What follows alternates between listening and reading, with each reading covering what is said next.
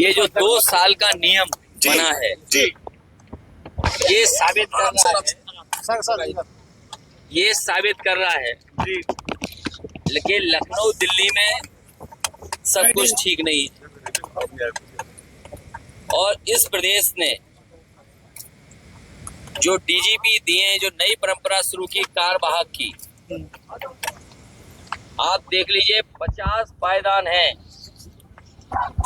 वो अधिकारी कितने निराश हैं, कितना मनी मन दुखी है कि उन्हें मौका नहीं मिला काम करने का।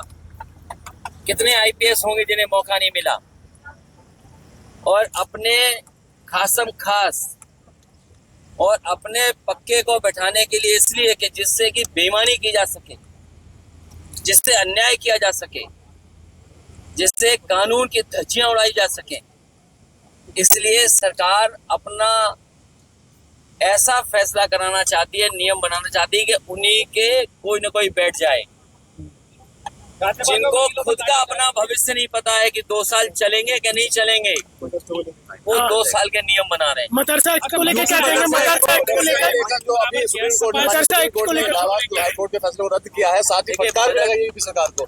देखिए, ये फटकार कोई नई नहीं है। अभी तक के कार्यकाल जो देखेंगे आप, सबसे ज्यादा हाई कोर्ट, सुप्रीम कोर्ट की फटकार अगर किसी को मिली है तो उत्तर प्रदेश सरकार को मिली है। समय समय पर उत्तर प्रदेश सरकार ने अनकॉन्स्टिट्यूशनल काम किए हैं, और उसका परिणाम ये है कि हाई कोर्ट और सुप्रीम कोर्ट हस्तक्षेप करता है। और हमें पूरा भरोसा है कि जितने भी अनकॉन्स्टिट्यूशनल फैसले लिए हैं सरकार ने, वो सब टर्न डाउन होने चाहिए। सर एक बात बताइए, क्या नारों से नैया पार होगी इस उपचुनाव में? नारों का जो ट्रेंड चल निकला है सर, पटोगे तो कटोगे से शुरू। आप कह रहे हैं कि जुड़ोगे तो जीतोगे। ये सुधार हमारे पत्रकार साथियों का सुधार सुनने को मिल गया। ये सुधार नहीं है। डिवाइड का हिंदी क्या है? बांटो। डिवाइड एंड रूल नारा दिया था अंग्रेजों ने, और अंग्रेज तो चले गए लेकिन अपने वचन छोड़ गए। ये वचनवंशी लोग हैं अंग्रेजों के, अखिलेश यादव के लिए इसीलिए इन्होंने इस तरह के नारा दिया था। ये भारत और खासकर उत्तर प्रदेश का समाज ऐसे नारों को कभी स्वीकार नहीं कर सकता। अखिलेश जी, आप भी तो कसर नहीं कर रहे। नारा लकी है क्या अखिलेश यादव के लिए कि 2024 के चुनाव की कैंपेन आपने यहाँ से शुरुआत की तो अच्छे रिजल्ट आए? देखिए, गाजियाबाद शुरुआत है, और मैं तो चाहता हूँ कि दिल्ली से बेहतर गाजियाबाद बने। इसका प्रयास हम लोगों ने किया अपनी सरकार में। तमाम वो इंफ्रास्ट्रक्चर के प्रोजेक्ट जो बहुत जरूरी थे गाजियाबाद के लिए, वो नेताजी ने, या पुराने जो आप देखोगे इंफ्रास्ट्रक्चर काम, वो कांग्रेस के जमाने के देखेंगे। इनका तो कोई काम दिखता ही नहीं है। इनका काम केवल ये है कि विनाश कर दो। इनका काम है काम को रोक दो, तोड़ दो, और उसका परिणाम ये है कि आपका साथी भी, मैं नहीं जानता कि वो साथी कितना करीब आपका लोग हुआ, लेकिन पत्रकारों को जिस तरीके से अपमानित होना पड़ रहा है, आप कल्पना नहीं कर सकते। जेल तो भेजा ही भेजा है, और मैं कहता हूँ अगर आप सच दिखाने लगोगे तो आप में से भी कुछ लोग जेल चले जाएंगे। दबाव है सब पर। ये जितने पत्रकार साथी हैं, ये दबाव में काम कर रहे हैं, और दबाव में नहीं काम करते, और अगर निष्पक्ष होकर काम करते हैं तो कई जगह कपड़े उतार दिए गए, नंगा कर दिया गया पत्रकारों को। अधिवक्ताओं पे भी लाठीचार्ज हुआ गाजियाबाद में।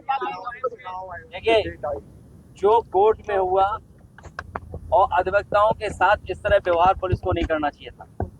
अगर कोई बात कोर्ट की थी तो मैं समझता हूँ कोर्ट में अपने प्लेटफॉर्म है, उन दोनों पक्षों का बात सुनी जा सकती थी। लेकिन पुलिस ने भी अपना गुस्सा क्यों उतारा? किसका गुस्सा उतारा जा रहा है? जो वकीलों को भी अपमानित होना पड़ा। चुनाव की डेट आगे 20 तारीख को लेकर क्या कहते हैं? आपने ट्वीट भी किया, आपने जाहिर की। डेट इसलिए बढ़ाई कि भारतीय जनता पार्टी को भनक पड़ गई कि जो लोग छुट्टी लेकर के आए हैं दिवाली की, भैया दूज की और छठ पूजा की, वो सब लोग इतनी छुट्टी लेकर के आए कि वोट डाल के जाएंगे। तो जब भनक पड़ गई इनको, तो इन्होंने चुनाव आयोग से तारीख बदलवा दी। हार के डर से इन्होंने तारीख बदली है, और उन्हें ये भी पता था कि यूपी में जो वोट पड़ेगा, वो जो हार होगी, जो संदेश जाएगा, कहीं इनका महाराष्ट्र का चुनाव भी न गड़बड़ा जाए। करहल में सर रिश्तेदार आमने सामने है सर। करहल में ये चुनाव भारतीय जनता पार्टी हार रही है, उसी के वजह से चुनाव टाल रही है। करहल मैदान में आपने देखा होगा पहलवानों को, रिंग से बाहर कौन सा पहलवान भागता है? कौन सा पहलवान रिंग से बाहर भागता है बार बार? जो हारता है। इसीलिए कभी अयोध्या का चुनाव टाला इन्होंने और ये तारीख बदल दी। जब इन्हें यही बढ़ाना था, ये पहले भी तो चुनाव करा सकते थे जिन तारीखों में आज चुनाव हो रहे। क्या वजह कि इन्होंने तारीख बदल दी? इसका फायदा मिलेगा क्या भाजपा को? वो कोई ना कोई खास तैयारी भाजपा कर रही होगी। सर उपचुनाव में कितनी नहीं मिला, उपचुनाव में क्या तैयारी नहीं मिला? खास तैयारी किस तरह की? बीजेपी की जो खास तैयारी है वो पुलिस को आगे करके है। जब आप मुख्यमंत्री जी से ये सुनते हो कि मैं रामपुर बना दूंगा, इसका मतलब ये है कि वोट नहीं डालने देंगे। लोकतंत्र में या चुनाव आयोग इन बातों को देख रहा होगा कि इनकी तैयारी खास ये है कि वोट ना पड़ पाए। बूथ चिन्हित कर रहे होंगे ये लोग, बूथ चिन्हित कर रहे होंगे कि बूथ पर फोर्स लगा दो कि वोट निकले नहीं, जबकि फोर्स और एडमिनिस्ट्रेशन की जिम्मेदारी ये बनती है कि ज्यादा से ज्यादा वोट आए। ये केवल वोट रोकने की रणनीति बनाएंगे, इसीलिए इन्होंने हफ्ता बढ़ाया। और इन्हें पता था त्योहार पे जो लोग आए हैं दूर से छोड़ करके, वो सब इन्हें चुनाव हरा देते। उपचुनाव में कितनी सीटें आ रही है? उपचुनाव में रणनीति पता है? अपनी रणनीति क्या? उपचुनाव में कितनी सीटें? 9 में से हमारी साफ है, बूथ पे काम करिए। और आज हर वर्ग इनके खिलाफ है। व्यापारी जीएसटी से दुखी है। ये जो गरीब महंगाई का सामना कर रहे हैं, केवल गरीब के सामने संकट नहीं है। ये जो मल्टी स्टोरी बिल्डिंग में रह रहे हैं, इनको भी महंगाई का असर पड़ रहा है। और जितना भी जीएसटी से व्यापारी परेशान की बात आईडी नीचे कर दो।